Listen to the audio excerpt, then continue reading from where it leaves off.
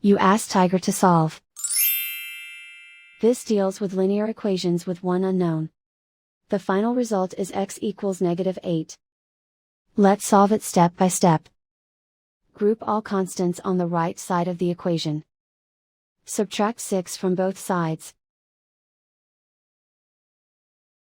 Group like terms.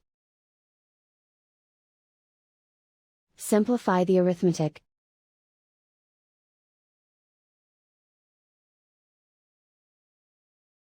Isolate the x.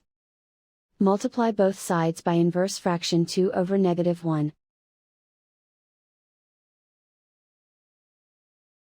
Group like terms.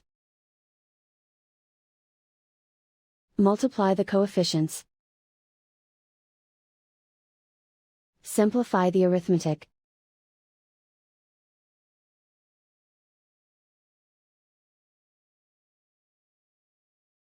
And so the final result is x equals -8.